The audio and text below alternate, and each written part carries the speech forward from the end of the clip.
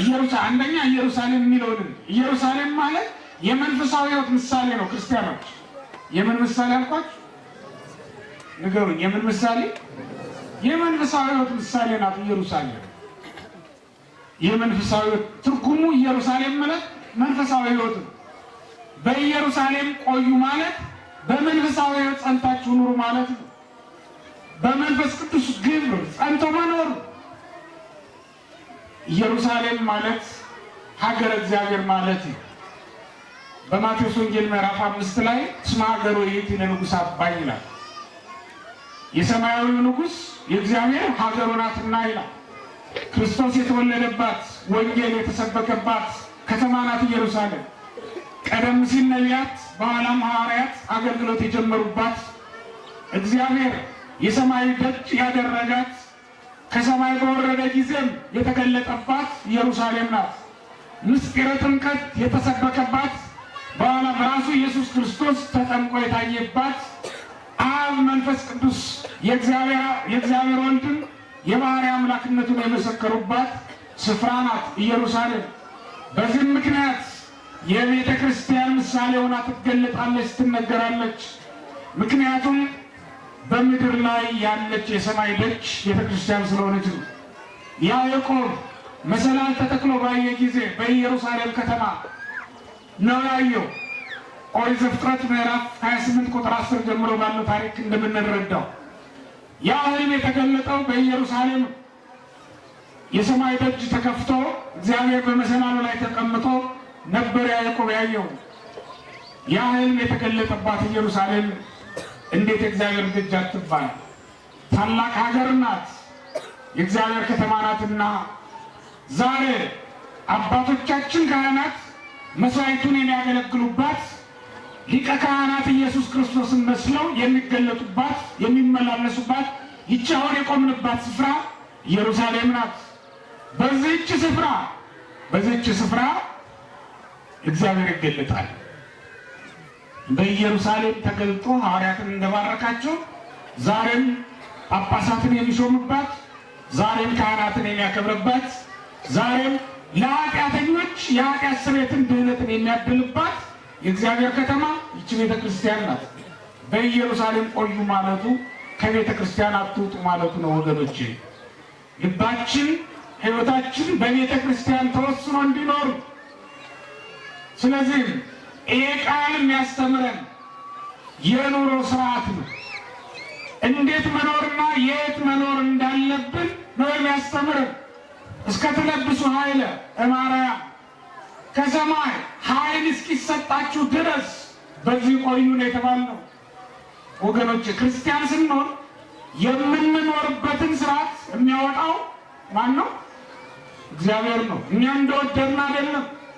እኛ እንደመራን ልባችን እንደመራን አይደለም። የምንኖርበትን ስርዓት የሚሰራልን እግዚአብሔር የሚያወጣልን። ምክንያቱም ክርስቲያን ስንሆን ጀምሮ ራሳችንን መካድ ስላለብን ነው። ራሳችንን ክደን ለእግዚአብሔር ተገዝተናል። በወርቀ ደሙ ገዝቶናል። እናንተ የገዛችኋቸውን አገልጋዮቻችሁን ዋጋ የምትከፍሏቸውን አገልጋዮቻችሁን በቤታችሁ የሚሰሩ ሰራተኞቻችሁን ግቡ ስትላቸው ይገባሉ፣ ውጡ ስትሏቸው ይወጣሉ አይደለም? ባስተኛችኋቸው ተኝተው ባስቀመጣችኋቸው ተቀምጠው የመገባችኋቸውን ተመግበው አይደል እንደሚኖሩት? እግዚአብሔር እኛን በደሙ አልገዛንም። እስኪ ንገሩኝ። እግዚአብሔር ጸጋውን ሊሰጠን አልጠራንም፣ አልተዋዋለንም። እግዚአብሔር በዋጋ አልተስማማንም። እኛ እስኪ ተመልከቱት። በማቴዎስ ወንጌል ምዕራፍ 20 ከቁጥር 1 ጀምሮ የተመዘገበውን ምሳሌያዊ ታሪክ ተመልከቱት። አንድ ባለጸጋ በወይኑ እርሻ ላይ የሚሰሩ ሰራተኞችን ፍለጋ ወጥቶ ነበር ይላል። ወፃ በነክ የታሰበ ገባይ ተላጸደ ወይም ለወይኑ ሰራተኛ ሊስማማ በማለዳ ወጣ ይላል። እስኪ ቃል በሉት። ለወይኑ ሰራተኞችን ሊስማማ በማለዳ ወጣ። ለወይኑ ምን ሊል? ሰራተኞችን ምን ሊል? ወተካህሎም በበዲናር አንዳንድ ዲናር እሰጣቸዋለሁ ብሎ ተስማማቸው። አንዳንድ ዲናር እሰጣቸዋለሁ ብሎ ተስማማቸው። ያችን ዲናር ለመቀበል ወደ ወይኑ እርሻ ገቡ። 3 ሰዓትም ወጥቶ እንደዛ አገኝ 5 ጊዜ በቀን ወጥቶ ቀጥሯል። 5 ጊዜ ነው የቀጠረው። እስከ 11 ሰዓት ድረስ እየቀጠረ ነው። በመጨረሻ አንዳንድ ዲናር የተስማማበትን ሰጥቷቸዋል። ወገኖቼ እስከ 11 ድረስ የተስማማን ሰዎች ማለት እኛ ነን።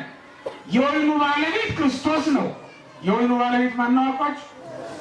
ንገሩኝ። የወይኑ ባለቤት ማን ነው? የተስማማን ሰራተኞች ደግሞ እነማን ነን? እኛ ነን። እኛ ሁላችን የወይኑ ባለቤት የክርስቶስ ሰራተኞች ነን። ዲናሩ መንግስተ ሰማያት ናት ወይም ልጅነት ናት። ልጅነት ይሏቸዋል። መንግስተ ሰማያት ናት። መንግስተ ሰማያትም የተባለች ደግሞ ልጅነታችን ናት። ወንጌል ናት ያቺ ዲናር የተባለችው። አንዳንድ ዲናር እሰጣችኋለሁ ብሎ ተስማማቸው። ገቡ ወደ እርሻው ይላል። የወይኑ ስፍራም ቤተ ክርስቲያን ናት። በዚህ ስፍራ ሁላችንንም አንዳንድ ዲናር ሊሰጠን ተስማምቶ ነው።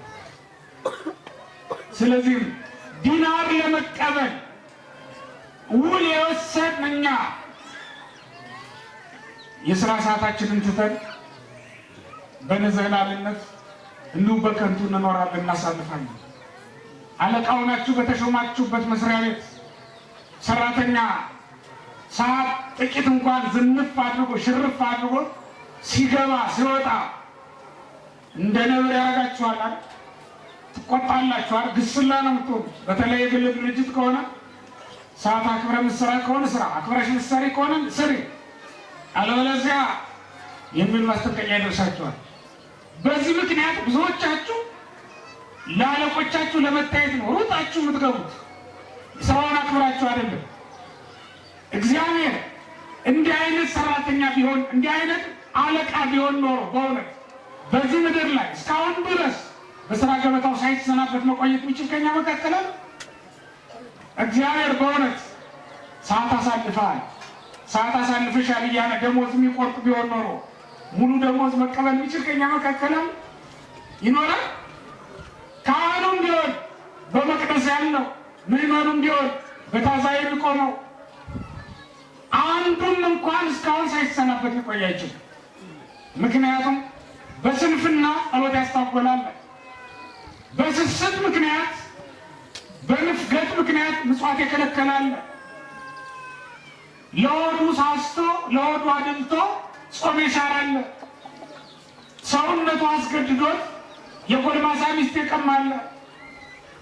የሥራ ሰዓት ያላዛለፈ ማን ነው? በእውነት እንደተስማማው ዲናር እሰጥሃለሁ ብሎ ቃል ለገባለት ለእግዚአብሔር የታመነ ከኛ መካከል ማን ነው? ለተስማማው ለእግዚአብሔር ታማኝ ሆኖ እያገለገለ ያለ ማን ነው? ያልተገዛ የለም ከኛ መካከል ወገኖች። ዋጋ ተከፍሎብናል። ሁላችንም ተገዝተን ነው የመጣ ነው። በፍቅር ነው የተገዛ ነው። በደም ነው የተገዛ ነው። የተከፈለልን ዋጋ የደም ዋጋ ነው። እንደተከፈለበት ሰው ሁናችሁ ኖሩ ክርስቲያኖች። በዋጋ እንደተስማማ ሰራተኛ አስባችሁ ስሩ። አስበን እንስራ። በወንጌል ሁላችንም ካህን የለም ይመን ሁላችንም ዋጋ ለመቀበል ቀኗን እየጠበቅን ያለንን ሁላችንም ሰዓቷን እየጠበቅን ነው ያለነው። ዋጋ ለመቀበል ያቺ ዲናር እንዳታመልጠን። በሰርክ ዲናር መቀበል መሰጠት ሲጀምር ባዷችንን እንዳንመለስ ሁላችንም እንደዚያ ልንኖር ይገባል። ስለዚህ የወይኑ ባለቤት ስሩ ያላቸውን ይሰራሉ እንጂ ዲናራቸውን ለማግኘት ከወይኑ እርሻ ውስጥ ገብተው ይሰማራሉ እንጂ ከዛ ውጭ ሊሰሩ ይችላሉ? ያ ማለት እኛ ነን ወገኖቼ። ክርስቲያኖች ስታገቡም እግዚአብሔር በፈቀደላችሁ መስመር ውስጥ ነው የምታገቡት። ሚስት የምታጩትም እንዲያው በደም ፍላት በስም ሙላት ያው መጠጥ ገፍቷችሁ መብል አንደርድሯችሁ አይደለም መሆን ያለበት። እግዚአብሔር ሲፈቅድላችሁ በጾም በጸሎት ጠይቃችሁ እንደ ክርስቲያን ነው ማጨት ያለባችሁ፣ እንደ ክርስቲያን ነው ማግባት ያለባችሁ፣ እንደ ክርስቲያን ነው መኖርም ያለባችሁ። ከተጋባችሁ በኋላ ከተጋባን በኋላ ጋብቻው ከተመሰረተም በኋላ ፍቅራችን መቀጠል ያለበት እንደ ክርስቲያን ነው፣ እንደ ሀሳብ አይደለም። አንዳንዱማ እኮ ራቁቷን እንድትሄድለት ይፈልጋል። በቃ እሱ የአይን አምሮቱን የስጋ ፍላጎቱን እንድታሟላለት ብቻ ነው የሚፈልገው። ጾም የለ ጸሎት የለ፣ በትዳር ውስጥ ጾም የለም እንዴ? ጸሎት የለም እንዴ? ከትዳር በኋላ ከጋብቻ በኋላ የለም እንዴ? ይህ ሁሉ አለ። እግዚአብሔር በሰራልን ስርዓት ባዘዘን ትእዛዝ መሰረት ልንሄድ ይገባናል። ምክንያቱም ክርስቲያን ከሆነ በኋላ የምንኖርበትን ስርዓት ማውጣት ያለበት እሱ ነው። ለወለዳችኋቸው ልጆች እናንተ በወደዳችሁት መንገድ አይደል የምታሳድጓቸው? ቆላ ብትሄዱ አብራችሁ ቆላ ሄዱ የለም እንዴ? ልጆቻችሁ ጥላችኋቸው ትሄዳላችሁ? ደጋ ብትሄዱስ ደጋ አብራችሁ ይኖሩ የለም? ለእነሱ ህይወታቸው የተመቸ ቦታ መኖር ሳይሆን ከእናንተ ጋር መኖር ስለሆነ ነው። መኖራቸው ህልውናቸው ከእናንተ ጋር መኖር ነው። ከእናንተ ጋር ምንም እንኳን ባለጸጋ ጎረቤት ቢኖራችሁ እናንተ ድሆችን አባዬ እማዬ ብለው ይኖራሉ እንጂ ከእናንተ ተለይተው ለባለጸጋዎች ይሰጣሉ እንዴ? በፍጹም አያደርጉትም። ከእናንተ ነው የተወለዱት። ወገኖቼ ከእግዚአብሔር ከአባታችሁ ከወለዳችሁ ከእግዚአብሔር ምን አጣችሁና ነው ወደ ጎረቤት ዓለም የምትቀላውጡ? ወደ ጎረቤት የምትመለከቱት ለምንድን ነው ወገኖች? ለጎረቤቶቻችሁ ተውላችሁ ይህን ዓለማዊነቱን፣ ይህን ስግብግብነቱን፣ ይህን ሌሊትና ቀን መተኛቱን፣ ያለ ልክ መብላት መጠጣቱን፣ ይህን መቀማቱን፣ ማመንዘሩን፣ መዝፈኑን፣ መጫወቱን፣ ሳቅ ጨዋታውን፣ ዋዛ ፈዛዛውን እሱን ለጎረቤት ዓለም ተውለት። ዓለም የሚያደርገውን እያደረግን አንኖርም እኛ። ምክንያቱም ከማን ስለተወለድ ንገሩኝ? ከማን ስለተወለድ? ከእግዚአብሔር ስለተወለድ። ከእግዚአብሔር ስለተወለድ ክርስቲያኖች በተለይም ሴቶች የሚያገባችሁ ባሎች ክርስቲያኖች እንዲሆኑላችሁ ከእግዚአብሔር ጋር እንዲያኖሯችሁ ጸልዩ እንጂ ወርቅና ብር አምጥተው ስላስጌጧችሁ አይደለም ወገኖች። በወርቅና በብር ቢለብጧችሁ ከእግዚአብሔር ግን ከለዩአችሁ ምን ይጠቅማችኋል? መልክ ያለው ድንጋይ እኮ ነው፣ ሌላ እንዳይመስላችሁ ወርቅና ብር ይሏችኋል። መልክ ያለው ድንጋይ ነው፣ የሚያብለጨልጭ የሚያብረቀርቅ ድንጋይ ነው። ቤታችሁ ላይ የምታደርጉት ድንጋይ አለ ጌጥ፣ እሱ ማለት እኮ ነው፣ ሌላ ነገር የለውም። አፈር ነው፣ ከአፈር የተገኘ። ሰዎች እኮ ናቸው ከጉድጓድ ውስጥ ቆፍሮ ያወጡት። አሁን እናንተ የምታጌጡበትን ወርቅ፣ ዓለም የሚራኮትበትን ወርቅ ዋጋው ስለተወደደ የከበረ እንዳይመስላችሁ። በመንፈስ ቅዱስ እንዳታጌጡ የሚያደርጋችሁ ባል፣ በስጋውና በደሙ እንዳትታተሙ የሚከለክላችሁ ባል ምን ያደርጋል? ሆነ እንዲህ አይነት ሚስት ምን ታደርግልሃለች? ከእግዚአብሔር ከለየች፣ የእሷ ፍቅር ከእግዚአብሔር ፍቅር ከለየ፣ መንግስተ ሰማያት በእሷ እጅ መሰለህ? የእግዚአብሔር መንግስት በእሱ እጅ መሰለሽ እንዴ? በወዲያኛው ህይወት የምንኖረው ክፍል ሁለት ህይወታችን ዋናው ኑሯችን በእግዚአብሔር እጅ እኮ ነው። በእሱ እጅ መሰለሽ እንዴ? በሚያሽከረክረው መኪና መንግስተ ሰማያትን ይገዛልሻል? በአማረና በተዋበ ቤቱ መንግስተ ሰማያትን ለውጦ ይሰጥሻል?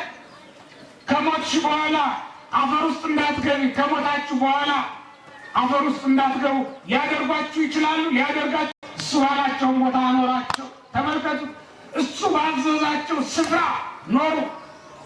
እሱን እየጠበቁ መንፈስ ቅዱስን እስኪቀበሉ ድረስ አልወጡም። ከዚያ በኋላ ያሰማራቸው ስፍራ ላይ የተሰማሩት በማቴዎስ ወንጌል ምዕራፍ 28 ቁጥር 20 ላይ ስንመለከት ሁሩ ወመሃሩ ብሏቸዋል። በማርቆስ ወንጌል ምዕራፍ 16 ቁጥር 17 ላይ ልክ እንደዛው ስብኩ ወንጌለ ለኩሉ ፍጥረት፣ ለፍጥረት ሁሉ ወንጌልን ስበኩ ብሏቸዋል። ከታዘዙት ውጭ ምንም ነገር አላደረጉም። ምን ካሉት ውጭ ንገሩኝ? ምን ካሉት ውጭ? ከታዘዙት ውጭ ምንም ማለት ነው። እውነታችሁን ነው። ከታዘዛችሁ አብልጣችሁ ምንም አላደረጋችሁ። ከታዘዝነው አልወጣንም። በተጋባችሁ ቀን እንደታዘዛችሁ ነው ሚስቶቻችሁን የምትወዷቸው። በተጋባችሁት ቀን ቃል እንደገባችሁት ነው ባሎቻችሁን የምታከብሯቸው። ብዙዎቻችን መጋባትን ለምድራዊ ደስታ ብቻ አድርገነዋል። ብዙዎቻችን ቤት መስራትን ለራሳችን መዝናኛ ማረፊያ ብቻ አድርገነዋል። ወገኖቼ ክርስቲያን ቤት የሚሰራው እንግዳ ሊቀበልበት፣ ድሆችን ሊያሳርፍበት ነው። ወገኖቼ ክርስቲያን ባለጸጋ መሆንን የሚመኘው ድሆችን ሊያለብስበት ነው እንጂ በድሆች ላይ በሩን ቆልፎ ድሆችን በረሃብ ሊቀጣበት አይደለም። ወገኖቼ ትዳር የምንመሰርተው ሌሊትም ቀንም አብረን እየተጋደል የሥጋ ፍላጎታችንን ለማሟላት ብቻ አይደለም። መንግሥተ ሰማያትን ልንቀበልበት ልንወርስበት ነው። ወገኖቼ መብል መጠጥም በቤታችን የምናዘጋጀው ከክርስቶስ ጋር አብረን ደስ ብሎን ማዕድ ለመካፈል ነው እንጂ ለራሳችን ሆዳችንን ለመሙላት ደረታችንን ለማቅላት ግን አይደለም ክርስቲያኖች። ስለዚህ የዕለት ምግባችሁን ካልሆነ ሌሎችን ድሆች እንዲበሉ ፍቀዱላቸው። የዓመት ልብሳችሁን ካልሆነ በስተቀር ሌላውን የተራቆቱ ሰዎች እንዲለብሱት ፍቀዱላቸው። ወገኖች አስራችሁ የምትጠብቁት ሀብት ሊኖር አይገባም። ቅዱስ ዮሐንስ አፈወርቅ የዕብራውያንን መልእክት በተረጎመበት ልሳኑ ምን ይላል? ለባለጸጎች በጣም ያዝንላቸዋል፣ በድሆች ደግሞ ይቀናባቸዋል። ባለጸጋ ማለት ይላል ከዕለት የተረፈውን ሀብቱን እንዲጠብቅ የተፈረደበት ጠባቂ ነው። የሀብቱ ዘበኛ ባለጸጋ ያን ሲጠብቅ ይኖራል። ድሃ ግን የዕለቱን ይበላል፣ የዓመቱን ይለብሳል፣ ከዛ በኋላ በነፃነት ይኖራል። በገዛ ሀብታቸው ነፃነታቸውን የተቀሙ ብዙዎች ናቸው። በገዛ ስልጣናቸው ከሃይማኖት ማዕረግ የወደቁ ብዙዎች ናቸው። ታግለው ባገኙት ስልጣን ክብራቸውን የተነጠቁ በጣም ብዙዎች ናቸው። ክብር የማያሰጥ ከሆነ ከእግዚአብሔር አንድነት የሚለይ ከሆነ ምን ያደርጋል ወገኖች? ስለዚህ እግዚአብሔር ባዘዘን መንገድ መሄድ ይኖርብናል ወገኖች። ስርዓት የተሰራው እዚህ ስትመጡ ብቻ አይደለም። እቤታችሁም ስርዓት አለ። እቤታችሁም ስርዓት አለ። ያ ማለት በሰራችሁት ቤት እንግዳ አሳርፉበት። እሱም አንድ ስርዓት ነው። የክርስቲያን ቤት ድሃ የማይገባበት አይደለም፣ እንግዳ የማያርፍበትም አይደለም። እንግዳ ሲመጣም እግር ማጠብ ልመዱ።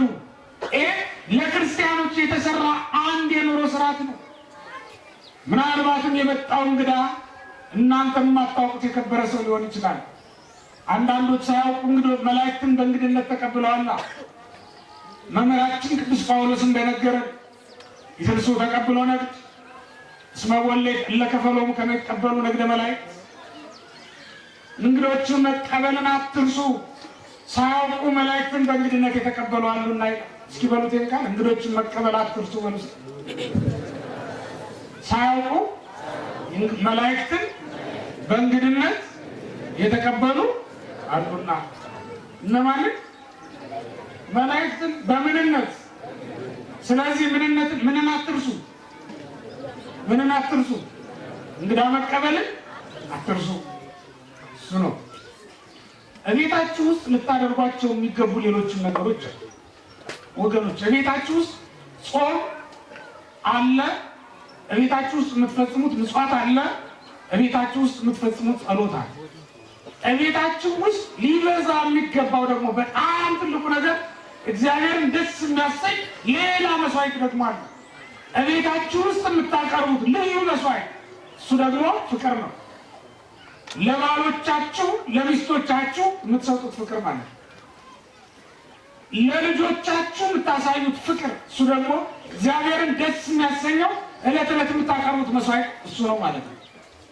ጸሎቱ ከሰባቱ ጊዜያት በተመቻችሁ ጊዜ ሊሆን ይችላል።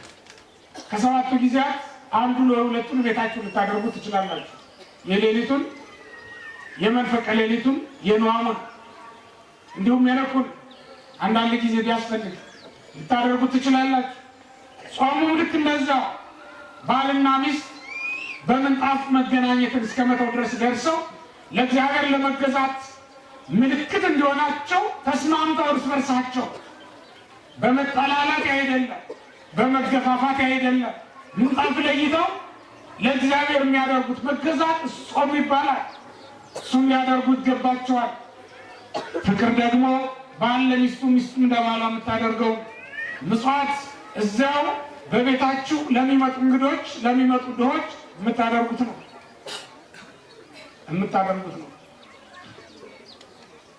እሱም በማድረግ ወገኖቼ በእያንዳንዱ ቀን መስዋዕት፣ በእያንዳንዱ ቀን ምጽዋት፣ በእያንዳንዱ ቀን ጸሎት፣ በእያንዳንዱ ቀን አገልግሎት ለእግዚአብሔር ልናቀርብ ይገባል። አገልግሎት በሶስት ቦታ የሚፈጸም አንደኛው በቤታችን፣ ሁለተኛው በስራ ቦታችን ወይም ደግሞ በውሏችን ሁሉ ማለት ነው። ሶስተኛው በቤተ እግዚአብሔር የሚፈጸም ነው። በስንት ቦታ አልኳችሁ? ንገሩ ሁላችሁ። በስንት ቦታ? መጀመሪያው በምናችሁ? በቤታችሁ። ሁለተኛው በምናችሁ? በስራ ቦታ ወይም ደግሞ በውሏችሁ በመውጣትና በመግባታችሁ ማለት ነው። ሶስተኛው በቤተ እግዚአብሔር የምትፈጽሙት ነው። እዚህ ብቻ ስትመጡ አገልጋይ የምትመስሉ ሰዎች አቁሙ። ቤታችሁም አገልግሎት ቀጥሉ። ሚስትህን የማታገለግል ሆነ እዚህ መጣ አገለግላለሁ ብትል እግዚአብሔርን ደስ የምታሰኘው እንዳይመስልህ። ባልሽን ሳታገለግይ እዚህ መጣሽ በሰንበት ትምህርት ቤት በሌላም ብታገለግይ እግዚአብሔር የብቻ የሚያስደስተው እንዳይመስልሽ። አገልግሎት ቤትሽም ውስጥ አለ። ንቀሽው ረግጠሽው የመጣሽው አገልግሎት ማለት ነው። የባሏን ፈቃድ የማትፈጽም ሴት እግዚአብሔርን ፈቃድ እንዴት ትፈጽም ትችላለች? ኃጢአት እስካልሆነ ድረስ የሚስቱን ፈቃድ የማይፈጽም ወንድ የእግዚአብሔርን ፈቃድ እፈጽማለሁ እንዴት ሊል ይችላል? ሚስትን የሰጠ እግዚአብሔር አይደለም? እግዚአብሔር ለሰጠ ስጦታ እንዴት ታማኝ አትሆንም? ባልሽን የሰጠሽ እግዚአብሔር አይደለም? እግዚአብሔር የሰጠሽን አደራ እንዴት ጠብቀሽ አክብረሽ መኖር ያቅተሻል? ስለዚህ በእውነት እግዚአብሔር ለሰጣችሁ ስጦታ ታማኞች ልትሆኑ ይገባችኋል። ታማኞች ልትሆኑ ይገባል። ማገልገል እዚያም ቦታ አለ፣ ልመዱ። እዚያም ስትኖሩ በስርዓት ኑሩ። እዚያም ስትኖሩ በስርዓት ነው መኖር የሚያስፈልግ። እዚህ ስትመጡ ብቻ አይደለም በስርዓት መኖር። እዚህ ስትመጡ ብቻ አይደለም ዋዛ ፈዛዛ አታውሩ የሚባለው።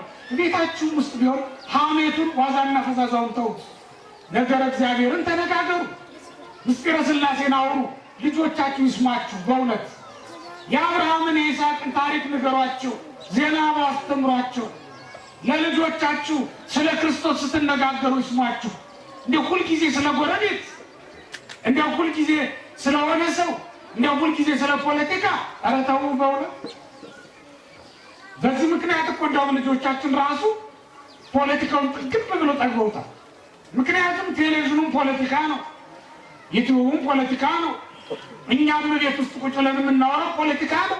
ስለ መንግስት ነው። ስለ ሰማዩ መንግስት የምናወራው መቼ ነው?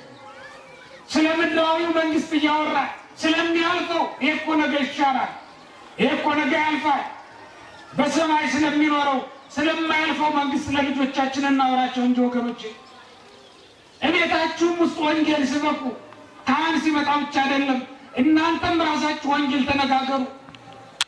አንዳንዶቻችሁም እኮ ካህን ጠርታችሁ የትምህርት እንኳን ጊዜ የማትፈቅዱ ሰዎች አላችሁ። ኧረ እንደው ሌላው የሰርግ ቀኑን ተውትና የለቅሶ ቀን እንኳን ካህን ሊያስተምር ሲነሳ ካርታ መጫወት ማቆም የማይፈልጉ ሰዎች አሉ። መጽናናት በካርታ ነው እግዚአብሔር ቃል? ወገኖች እስኪ ንገሩ። ማንም ያጽናናው? የእግዚአብሔር ቃል ወይስ ካርታው? ማን ነው ያጽናናው? መብል መጠጡ ወይስ የእግዚአብሔር ቃል? በእውነት ምርጥ። አሁንማ ደግሞ ፋሽን ሆኗል። እዚህ ሀገር አላውቅም፣ በአዲስ አበባ ግን በትልልቅ ሆቴሎች ነው የሚደገሰው የሀብታም ለቅሶ። አሁን የሀብታም ለቅሶና የሀብታም ሰርግ ተለይቷል። ለቅሶ ራሱ ስነስርዓት አለው። ይሄ ሆቴሎች ናቸው መጥተው ኮንትራት ወስደው የሚሰሩት። ብፌ ነው ግብዣው እና አንዳንድ ቀን እንደውም ሰርግ ነው ለቅሶ ላይ ነው ያለው ልትሉ ትችላላችሁ ማለት ነው። አስቸጋሪ ዘመን ላይ ነው ያለው። በቃ ለቅሶ ቤት ምደን መብላት፣ ሰርግ ቤት ምደን መብላት፣ ለቅሶ ቤት ምደን ማውካካት፣ መሳቅ መጫወት፣ ሰርግ ቤት ምደን መሳቅ መጫወት፣ መዝፈን። እንደው ልባችን እኮ ውልቅ ያለው በቃ የተያዘው በዘፈን ፍቅር፣ የተጠመድነው በወሬ ፍቅር አለቀ በቃ። እዚያ መካከል አንድ ካህን ሊያስተምር ከተነሳ ጀመሩ እንግዲህ ሊቄሱ ይችላል። 40 ደቂቃ ከምትስቁ በእውነት 10 ደቂቃ ብታለቅሱ ይልቅ እግዚአብሔርን ምሕረቱን ይሰጠን ነበር አይደል? ኧረ ተው በእውነት እንደ እግዚአብሔር ስርዓት እንኖር፣ እንደታዘዝነው እንኖር። የት ቦታ ነው እግዚአብሔርን የምናስበው? ለቅሶ ቤት ሄደን በመብል በመጠጥ ወፍረን ጠግበን ነው የምንመለሰው። ሰርግ ቤት ሄደን ስቀን ተጫውተን ዘፍነን ነው የምንወጣው። እግዚአብሔርን የት ነው የምናስበው? በእውነት ለእግዚአብሔር እኮ ስፍራ ሳጣን። የትኛውም ቦታ ላይ እኮ ነው እግዚአብሔርን የማናስበው። እንዲያው ክርስቲያኖች ቢያንስ እናንተ ቤት ስፍራ ይኖረው እንጂ እግዚአብሔር ቢያንስ እናንተ ቤት ይታሰብ እንጂ። ፖለቲከኞች ትተውት፣ ፍርደኞች ትተውት እግዚአብሔርን መፍራት አቁመው፣ እናንተም እግዚአብሔርን መፍራት ከተዋችሁ፣ በቁርባን ተጋብታችሁ፣ በሥርዓተ ተክሊል ተጋብታችሁ፣ የንስሐ አባት እያላችሁ ክርስቲያን ተብላችሁ እኛ እንኳን ከተውነው እግዚአብሔርን መፍራት እግዚአብሔርን ማሰብ ካቆም እግዚአብሔርን ማሰብ የሚችል ማን ነው? በእውነት ካህኑ ከዘፈነ ምዕመኑ ከዘፈነ ማን ነው እግዚአብሔርን የሚያስበው? ሻሹን ጠምጥሞ የሚዘፍን እስክስታ የሚያወርድ ካህንን ስለምናይ ነው። አንዳንድ ጊዜ ካህኑ ከሰከረ ያለ ልክ ከበላ ከጠጣ ማን ነው እግዚአብሔር የሚያስበው? በእውነት አንዳንድ ጊዜ ምዕመናንም መብሉን መጠጡን ያለ ልክ ያቀርቡና ሰውየው ትንሽ መዛባት ሲጀምር መቅረጽ ይጀምራል። ነው በእውነት በገዛ አባቶቻችሁ ላይ መሳለቅም አይገባም። ምናልባትም እኮ ያ ካህን ያን መጠጥ ያለ ዛሬቱ ታየው አያውቀውም ባህሪው። ስለዚህ ሲጠጣው አብዝቶት ላይሆን ይችላል፣ ስለማያውቀው ጎዳው። ይህ ካህን ኮቾሮ በልቶ ያደገ በምግብ እጥረት ሰውነቱ የተጎዳ ነው። ይሄ መጠጥ እንዴት ይችለዋል? በየቀኑ አንዳንድ ምግብ እየጨረሳችሁ እናንተ እንኳን አልችለው ብላችሁ ውስጥ ተጓላገዱላችሁ። በእውነት ማሰብ ነው እንጂ ያለባቸው። ይሄ ካህን እኮ ሲማር 7 ቀን ሙሉ ጥሬ እየበላ የተማረ ካህን እኮ ነው። አሁን እነዚህ ከማይምራን የምታያቸው ሰውነታቸው የደቀቀው እኮ ዛሬ አልበላ ብሎ እንዳይመስላችሁ። ዛሬማ ከእናንተ የተሻለ ደሞዝ አላችሁ፣ መብላት ይችላሉ። ግን ድሮ የተጎዳው ዛሬ አለበልም አለ። በአምሌ የደረቀ በምችት በበጋ ሊለመልም አይችልም ማለት ያን እንደደረቀ አሁንም ያሰውነታቸው እንደዛው እንደሆነ ቀረ ማለት ነው። የእኛም እንደዛው እንጂ ዛሬ አልበላ ብለን እንዳይመስላችሁ። ዛሬማ ከእናንተ የተሻለ እንበላለን። ምክንያቱም እናንተ ቤቱን ስንመጣ ጥሩ ነው የምታቆዩ፣ እኛም ቤት አይጠፋም እንበላለን፣ ችግር የለም ነው። ለዚህ ወገኖች እንደዛም አይደረግም። በልክ ነው ማቅረብ፣ ለሰው በልክ ነው ማቅረብ። እኛም የቀረበውን ሁሉ እንቅመሰው አንበል፣ አይገባም። ካህን ስለምን ያን ያደርጋል? አልተፈቀደለትም። የቀረበው ሁሉ አይቀመስም። ያያትን ሁሉ የሚመኝ ወንድ ክርስቲያን ሆኖ ሊቀጥል አይችልም። ያያውን መብል መጠጥ ካልቀመስኩ የሚልም ሰው ስስታም። በቃ መጠጥ ምንም እኮ አይደለም። የቃለ እግዚአብሔር ፍቅርና ስስት ነው እንጂ ቢኖራችሁ መልካም የሚሆነው የመብልና የመጠጥ ስስት ምንም ጥቅም የለም። ቅዱስ ዮሐንስ አፈወርቅ ምን ይላል? በከመ ጉሬ ይፈልጥ ጣዕመ እክል ከማሁ ነፍስን ትፈልጥ ጣዕመ ቃል። ጉሮሯችን ይህን ጣዕም እንደሚለይ ሁሉ ነፍሳችንም የቃሉን ጣዕም ትለያለች። ጣዕመ ቃል ይሄ ካህናቱም ያሳሳቸው፣ አሁን ሊቃውንቱም ያሳሳቸው ጣዕመ ቃል ጣዕመ እክል አይደለም። የሊቃውንት ምልክታቸው በቃል እግዚአብሔር መሳሳት ነው እንጂ በመብል በመጠጥ አይደለም። ምዕመናንም ያንን ልትከተሉ ነው የሚገባው። ቃል እግዚአብሔር የሚነግራችሁን ካህን አትጥሉት። በእውነት የሚያስቃችሁን ብቻ አይደለም መውደድ፣ ንስሐ ግቡ የሚላችሁን የሚገስጻችሁን ነው መውደድ ያለባችሁ። ስለዚህ ጠርታችሁን ቃል እግዚአብሔር እንዲነግሯችሁ ማመቻቸት ነው እንጂ ሁኔታው እንደው ትንሽ እንገሩን እስኪ ስለ ነፍሳችን ማለት ነው እንጂ ሊነግሯችሁ ሲጀምሩ ገና ጀምሩ አትመረሩ። በእውነት ቃል እግዚአብሔር የሚመረር ሰው ሕይወቱ መራራ ሆና ነው የምትቀረው። ቃል እግዚአብሔር ያላጣፈጠው ሕይወት ምንም ነገር ሊያጣፍጠው ስለማይችል ምንም ነገር አያጣፍጠው። የሀብቱ ብዛት ሰውን ባለጸጋ ያደርገው። የእግዚአብሔር ቃል በሕይወታችን ሲበዛ ነው ባለጸጎች የምንሆነው። ባለጸግነት የሀሳብ ነው ሲጀመር፣ ድህነትም የሀሳብ ነው እንጂ የሀብት ብዛትና ማነስ እንዳይመስላችሁ የባለጸግነትና የድህነት ምልክቱ። ስለዚህ በእግዚአብሔር ቃል ነው ባለጸጎች ልትሆኑ የሚገባው። የምንፈልገው እግዚአብሔር የሚፈልገው እንደዛ። ለዚህ ነው ሐዋርያትን የትም እንዳትሄዱ በኢየሩሳሌም ቆዩ ያላቸው። ስርዓት እየሰራላቸው ነው ወገኖች። እግዚአብሔር በሰራልን መሰረት ነው መኖር ያለብን።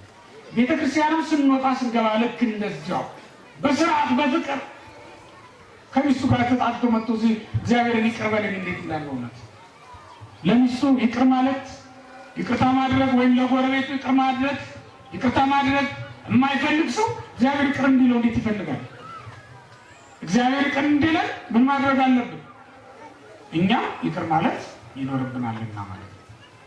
ስለዚህ እግዚአብሔር ቤተሰቦች እኛ ማለት እግዚአብሔር ባወጣልን ስርዓት የምንመራ እግዚአብሔር በፈቀደልን ሕግና ስርዓት ጸንተን የምንኖር ወይም እንድንኖር የተፈቀደልን የታዘዝን መሆናችንን ልንረሳ አይገባም። እግዚአብሔር በሰራልን ስርዓት እንኖር። ሐዋርያት መንፈስ ቅዱስን መቀበል የቻሉት እግዚአብሔር ባስቀመጣቸው ቦታ ተቀምጠው ስለተገኙ ነው። እግዚአብሔር ባስቀመጠን ቦታ ተቀምጠን ብንኖር ብንጠብቀው ወገኖች እግዚአብሔር መንፈሱን ከላይ ይልክላል። እንኳን የምድሩን የሰማዩን ሀብት ይሰጠናል ማለት እኮ ነው። ወንጌሉ የሚለው እንደዚያ ነው። እኔ ባስቀመጥኳችሁ ቦታ ብትኖሩ ከሰማይ ኃይልን ትለብሳላችሁ ነው ያለው። የምድር ይገርማችኋል፣ ወርቅና ብር ይገርማችኋል፣ ከምታውቋቸው ባለጠጎች ጋር መተካከል ይገርማችኋል፣ ከመላእክት እንዳንዱ ያደርጋችኋል። ዛሬ በዓላቸውን የምናከብረው የአቡነ ተክለ ሃይማኖትን ቅድም በገድላቸው ላይ የተጻፈውን ታሪክ በታምረ ማርያም ሲሰሙት ነበረ። ጻድቁ ተክለ ሃይማኖትን ወደ ሰማይ ተነጥቀው ምንድነው የተባለላቸው? ተክለ ሃይማኖት ሆይ አለ ከእሳት መጋረጃ የሚወጣው ቃል ለሳቸው የሚነገረው ቃል ምን ይላል? ተክለ ሃይማኖት ሆይ ከነዚህ ከአገልጋዮች ከሱራፌል እንዳንዱ አድርጌሃለሁ፣ ከነሱ እንዳንዱ ሆነ 6 ክንፍ ኖሮ እንድታገለግል ፈቅጄልሃለሁ። ሱራፌል የሚያጥኑበትን ማጠኛ ተሰጥቷቸው ከሱራፌል ጋር በመቅደሱ በሰማዩ መቅደስ እንዲያገለግሉ ተፈቀደላቸው ይላል። ተመልከት፣ እንኳን ምድራዊ ሰው ይቅርና እንኳን ምድራዊ ሰው የደረሰበትን ሀብት ይቅርና ሰማያውያን መላእክት የደረሱበት አይቀርም። ይሰጣል። ባለጸጋ መሆን አይደል የምትፈልገው? ባለስልጣን መሆን አይደል የምትፈልገው? በሰማይ ይሾምሃል እንኳን በምድር በሰማይ ሀብትም ያከብርሃል እንኳን በምድራዊ። ይሄንማ ተውት፣ ነገ ሌባ ይወስደዋል። ይሄንማ ተውት፣ በሞት ጥሎት ይሄዳል። ባለጸጋ እንደሆነ የሚቀበር ይመስላችኋል? ባለጸጋ እኮ ሲሞት ድሃ ሆኖ ነው የሚቀበረው። ባለጸጋ ስትወለድ ድሃ ሆኖ ነው የሚወለደው። ከእናንተ መካከል ድሃ ሆኖ ያልተወለደ የለም፣ ወይም ባለጸጋ ሆኖ የተወለደ የለም። ሀብታም ሆኖ ወደ መቃብር የሚወርድ የለም። ከእኛ መካከል አሁን ያለውን ሀብት ይዞ ወደ መቃብር የሚወርድ የለም። እንደውም እየሰማችሁ ነው ወደ አንዳንድ ዜና ሀብታም እናትና አባት ያላቸው ሰዎች አልሞትላቸው ሲሉ ራሳቸው እየሸኟቸው ነው። ሰምታችኋል? ይሄ ነገር እንግዳ አይደለም። አያት ድረስ የደረሰችና ልጅ ሴት ያትሞትም እንዴ ብሎ ገፋ አድርጎ ራሱ አሰናብቶ ምኑን ለመውረስ ሀብቱን ለመውረስ በቃ ያው እኮ ምናልባትም በኮሪደር ልማት ሊፈርስ የሚችለው ቤት እኮ ነው። ይሄ እኮ ነው መንግስት በተቆጣ ቀን ሊያፈርሰው የሚችለው ወይም ኃይለኛ ነፋስ ቢመጣ መቋቋም የማይችለውን ቤት እኮ ነው። አላያችሁም እንዴ ካሊፎርኒያ በአንድ ቀን እሳት አመድ ስትሆን ከሰማይ የወረደ እሳት ሲፈጃ አላያችሁም እንዴ? ሱናሚ የሚባለው ማዕበል የተነሳ ቀን ምንም አይነት ቤት አላቆመው ብሎ ከተማው በሙሉ ሜዳ ሲያደርጉ አላያችሁም እንዴ? ያልሰማችሁም እንዴ? ሰዶም ገሞራ ነው የጥንቶቹ የሆኑትን ነገር ይህ እኮ ይፈርሳል። የማይፈርስ ቤት በሰማይ ተዘጋጅቶ ይጠብቃችኋል። ይህማ ምን ይገርማል። ግን ከኛ የሚጠበቀው ተቀመጡ በተባለው ስፍራ ብቻ እንቀመጡ። ቦታችሁን አትልቀቁ። ክርስቲያኖች የክብር ስፍራችሁ ማለት በቤተ ክርስቲያን የተሰጣችሁ ስፍራ ነው። እሱን ጸንታችሁ አጥብቃችሁ ያዙ። በሱ ኑሩ፣ በሱ እንኑር። በሰማይ ያለውን ጸጋ ደግሞ እግዚአብሔር ለኛ ይሰጣል። ያስተማረን የመከረን እግዚአብሔር ስሙ የተመሰገነ ነው።